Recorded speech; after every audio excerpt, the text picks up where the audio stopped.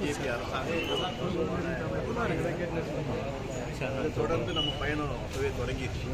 அது தேர்தல் கூட்டணியாக மாறி 2019, 2021, 2022, 2024, 2026 இந்த பயணம் தொடரும்.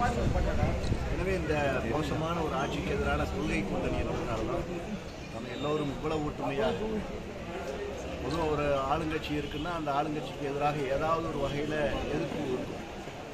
எல்லா பிரச்சனையும் தீர்த்திட முடியாது. அதனால் ஏதாவது சின்ன சின்ன குறைகள் இருக்கும்.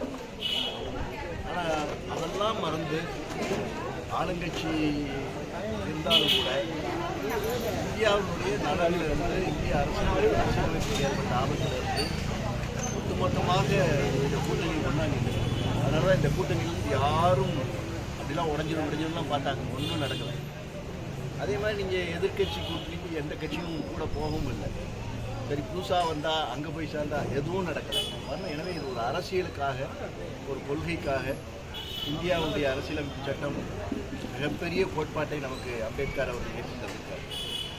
அது சாதாரணமானதில்லை, ஒற்றை வரியில் சொல்லிட்டு போகிற ஒன்றும் இல்லை.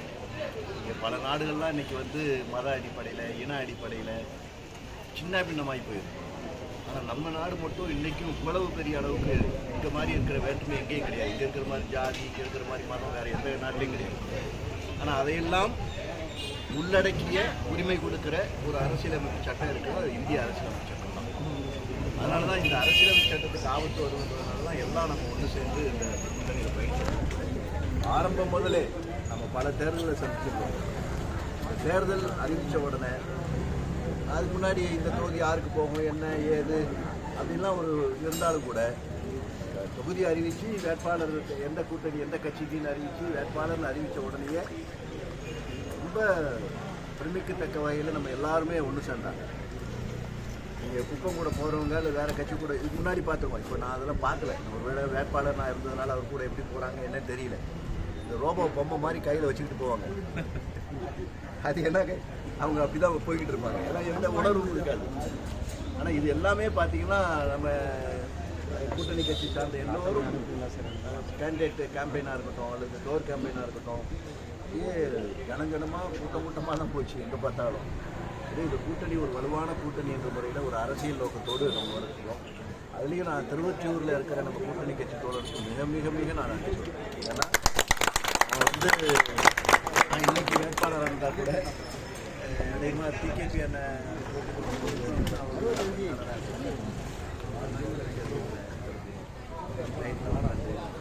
அது மாதிரி பல கொடி கட்டுவோம், தோரணம் கட்டுவோம், அல்லது தேர்தல் வேலை செஞ்சுருக்கோம்.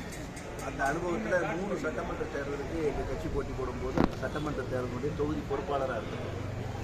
நான் தான் அந்த டோட்டல் ஆனால் அந்த 3 சட்டமன்ற தேர்தலையும் எனக்கு இருக்கிற அனுபவத்துக்கும் இங்கே நான் பார்த்த அனுபவத்துக்கும் ரொம்ப ரொம்ப வித்தியாசம். இந்த தலைவருக்கு சொன்னேன், நம்ம முதல்ல சிஎம் சார் என்று பேசும்போது நான் சொன்னேன், அவ்வளவு பிரமாண்டமாக எல்லாரும் நம்ம கூட்டமாக எந்த பிரதிபலனையும் பார்க்காது நிச்சயமாக அப்படி செஞ்ச வேலையை நான் வேறு எந்த சட்டமன்ற தொழிலும் பார்க்குறேன். முதல்ல எனக்கு அது மாதிரி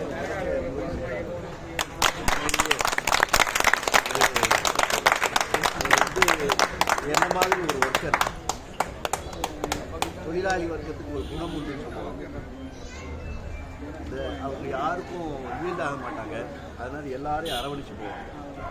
அந்த பக்குவம் என்பது ஒரு ஒர்க்கருக்கு, ஒரு சக தொழிலாளி. அவரும் என்ன மாதிரி இருந்து நாங்கள் பேசிகிட்டு இருக்கும்போதும் தெரியுது. சரி, ஆளுதான் யாரும் தெரிஞ்சுருக்காங்க. ஒரே இடத்துல வேலை செஞ்சுருக்கோம். பிரிஞ்சன் ரூஃபில் அந்த டேங்க் எரெக்ஷனில் அவர் சொல்லும்போது தான் எனக்கு அன்றைக்கி தெரிஞ்சுது.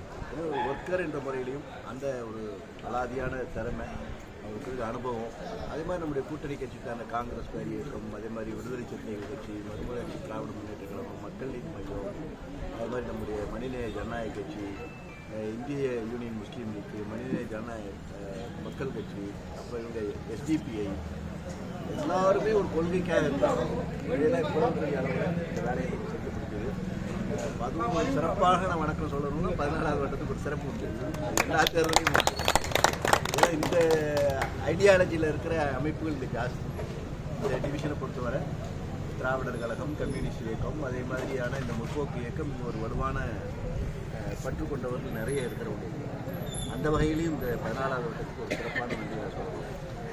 இங்கே வெற்றி விழாவே இன்னைக்கு கொண்டாடிட்டாங்க. 4ஆம் தேதி தான் நமக்கு என்னன்னு தெரிய போகுது. ஆனாலும் நம்ம காலையில் இருக்கிற நமக்கு அந்த இதை உங்கள் முகத்தில் பார்க்க முடியுது. அதுக்காகவே நான் நெட்டுக்குப்பத்திலேருந்து போகணும்னு நான் முடிவு பண்ணேன். ஏன்னா சிஎம் வந்த இடம் நமக்கு எல்லாம் நம்ம மேலே ஒரு இது எல்லா எதிர்கட்சிகள்லாம் என்ன சொன்னாங்க, திராவிட முன்னேற்ற கழகம் மீனவர்களுக்கே பிரதிநிதித்துவம் கொடுக்கல அப்படின்ற பிரச்சாரத்தை பெரிய அளவு கட்டமைச்சிருக்காங்க.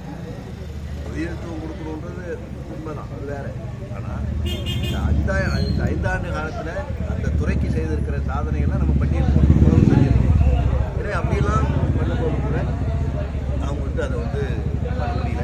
அதில் சிஎம் வந்தார். ரொம்ப மகிழ்ச்சி. என்னோட நான் இன்னும் கொஞ்சம் அவரோட நெருக்கமாக இருக்கிறதுக்கு அவர் சட்டமன்ற கோர்ட்டு தீர்ப்பு, நாங்கள் போட்ட கோர்ட்டு தீர்ப்பு வழங்கலாம். அந்த ஒரு 5 நகர்களை காலி ஏரின்னு சொல்லி வெக்கேட் பண்ண முயற்சிக்கும் போது 2002 அதிமுக ஆட்சியும் நாங்கள் போட்ட வழக்கு. அது 2021 அந்த தீர்ப்பு 2022 வந்துருச்சு. 5000 குடும்பம் திடீர்னு காலி பண்ணு கோர்ட்டு சொன்னால் எங்கே போவாங்க? அது நம்முடைய சிஎம்மால் தான் நிறுத்த முடியும்.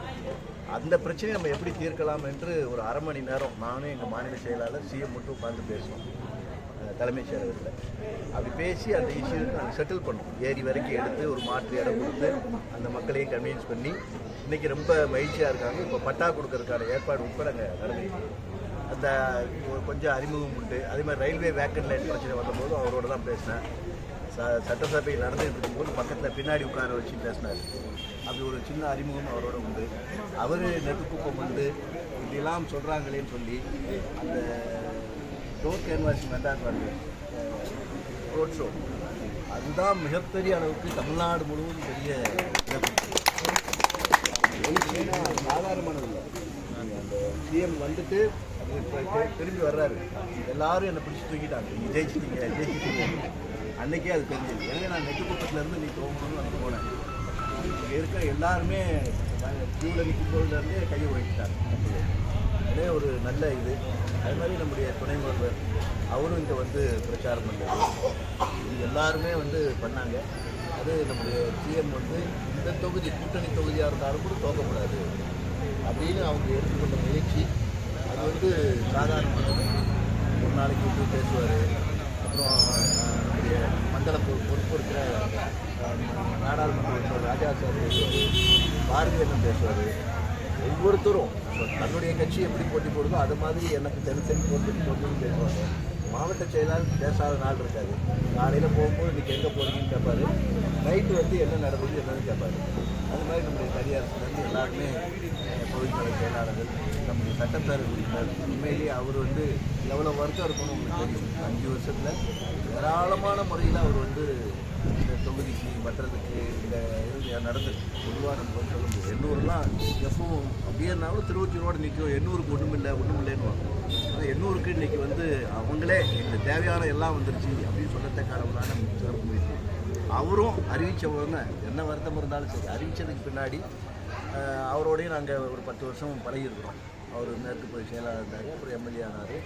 அவருடைய நான் மாவட்ட செயலாளராக இருந்ததுனால இவங்களோடலாம் ஒரு நெருக்கமான கூட்டு இயக்கங்கள் நடந்தோம், கூட்டு பிரச்சாரங்கள் நடந்தது. அதனால் அவங்களோட இருந்தேன். அவரும் இந்த விஷயத்தில் உண்மையிலேயே பாராட்டணும். அவர் கடைசி வரைக்கும் எனக்கு என்னவோ, ஆனால் உங்களை நான் ஜெயிக்க வைக்காமல் நான் போக மாட்டேன் அப்படின்னு அவர் உறுதி எடுத்துக்கொண்டு அதை சிறப்பாக அவர் பணியாற்றினார். இன்றைக்கும் களத்தில் இருந்தார். அவர் எக்காரணத்தை கொண்டு நான் தோற்கடிக்க விட மாட்டேன் அப்படின்னு எடுத்துக்கொண்ட முயற்சி. எல்லோருமே ஒரு அரசியல் ரீதியான முடிவு அப்படின்னு எடுக்கிறார். இல்லைன்னா வேறு மாதிரி இல்லைன்னா போயிடும். ஒரு பொலிட்டிக்கல் அவங்க ஒரு அரசியல் உணர்வு இருக்கிறதுனால தான் இது எல்லாருமே ஏற்றுக்கொண்டு அவங்க செஞ்சாங்க. அந்த வகையில் இப்போ எல்லோருக்கும் ஒரு சிறப்பான நன்றி பின்னாடி சொல்லலாம். அனைவருக்கும் நன்றி நன்றி நன்றி. சார் ஒன்றும் சொல்லணும்.